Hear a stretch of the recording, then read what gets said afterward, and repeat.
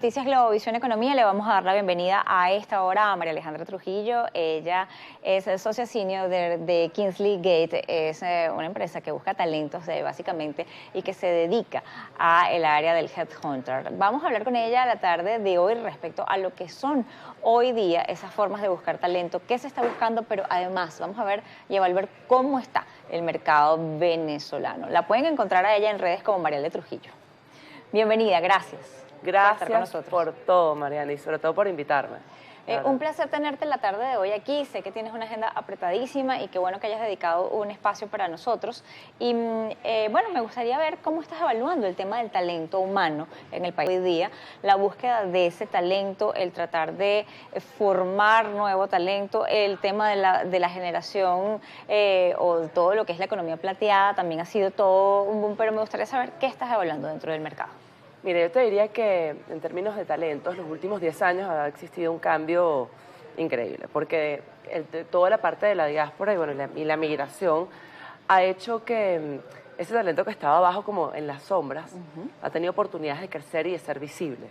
Entonces nos hemos encontrado grandes sorpresas de personas que eventualmente no eran las más evidentes en escalar en el mundo corporativo y que han logrado posiciones ascendentes en el tiempo, producto de ese espacio que de alguna manera se quedó vacío, en primer lugar. En segundo lugar, ciertamente hay como una competencia en términos de las empresas por el mejor talento.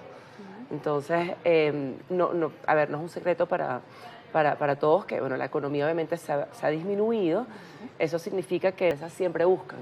Y cuando se trata de alta gerencia, que es el nicho en el cual, digamos, como que yo me dedico y me he dedicado durante más de 20 años a buscar principales gerentes en Venezuela, en lo que llaman C-Level, la parte como de la escasez es todo un tema y tú como compañía tienes que volverte competitivo para poder atraer a ese mejor director de finanzas, a ese mejor director comercial para que tu empresa realmente, tu negocio sea lo suficientemente productivo en el tiempo.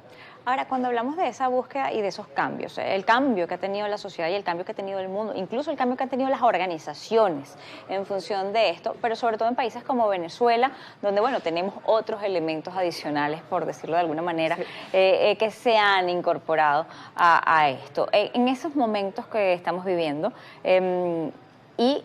personas que alguna vez pensaron, yo nunca voy a llegar a ese puesto porque sobre mí hay mucha gente y esa persona tiene 40 años en ese puesto, porque eran muy rígidas las estructuras.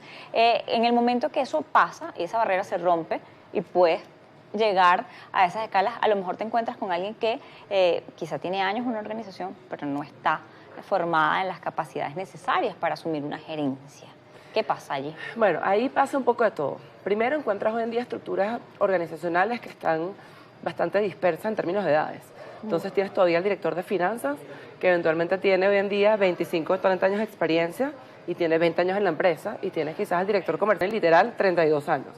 Entonces tienes una composición generacional en donde tienes que intervenir esa cultura para que entre todos nos entendamos, ¿okay?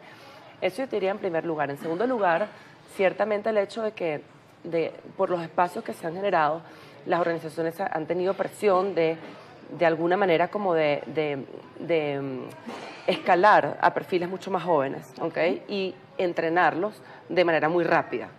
Y eso, digamos, ha hecho como una suerte de torbellino empresarial. Entonces, yo te diría que lo importante es primero, como compañía, tener flexibilidad de esta dinámica que está ocurriendo y que no va a dejar de ocurrir, porque ahorita además le añades una variable adicional que es toda la parte de inteligencia artificial, que eso indiscutiblemente te lleva a que necesites perfiles cada vez más jóvenes para entendernos mejor y para que los negocios realmente puedan adaptar todas estas herramientas como parte de su cultura. ¿Dónde y cómo buscar ese talento en este momento y cómo lograr esa necesidad también de experiencia?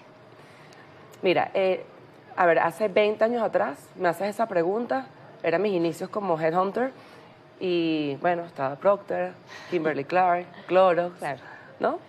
Kellogg's, estaba en mi misma torre donde trabajamos ahorita, seguimos trabajando en el Rosal, y yo te diría que en las transnacionales era lo evidente en el pasado. Hoy en día realmente se ha privatizado muchos de los nichos y de los sectores y las verticales de negocio y tienes que buscar en todos lados, debajo de las piedras, y sobre todo porque el talento ha migrado también a otros modelos digamos, como que de hacer negocios. Entonces, de repente encuentras al quien era el director de finanzas de una transnacional, que en su momento abandonó la transnacional a los 35 años y hoy en día lo encuentras en su propio negocio, pero con ganas de volver al mundo corporativo. Y tiene 45 años, tiene 10 años más. Entonces, cuando yo hablo de Bajo las Piedras, nosotros somos como una suerte de FBI. O sea, vamos literalmente como unas hormiguitas llamando todos los días. Yo casi que lo que tengo en la oficina es una oficina de call center. Okay. Porque, es decir, la inteligencia artificial y toda la parte de los algoritmos te ayuda, LinkedIn, todas las herramientas, pero tienes que hacer call todo el día, toda hora, para poder llegar a ese talento que realmente es el clave y el que a ti como compañía te va a beneficiar. Ahora, en situaciones como esa búsqueda debajo de las piedras, ese proceso de buscar, también habla de un conocimiento que tienes que adquirir para perfilar bien a esa persona que estás buscando, qué quieres de esa persona, efectivamente, a la que estás buscando y por qué y cómo hacerte atractivo para que esa persona deje su independencia o deje lo que sea que está haciendo para volver al mundo corporativo donde hay horarios, donde hay dinámicas diferentes y donde incluso a veces hay un alto nivel de sacrificio. Mira, a ver, todo tiene sus pros y sus contras. Las organizaciones, tiene que cambiar. Okay. Tiene que cambiar la dinámica. Esas organizaciones, y que algunas de ellas sí se quedaron en el pasado, creyendo que la estabilidad y el tema corporativo y la carrera en el tiempo era realmente lo relevante, eso era en el pasado. Hoy en día los candidatos están buscando dinamismo, están buscando aprender, están buscando nuevas experiencias.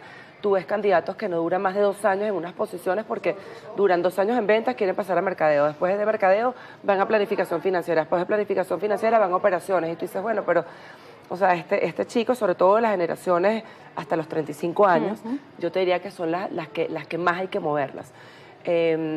Digamos, ese gerente corporativo de contabilidad que tiene 15 años siendo gerente corporativo de contabilidad, eso ya se ve cada vez menos.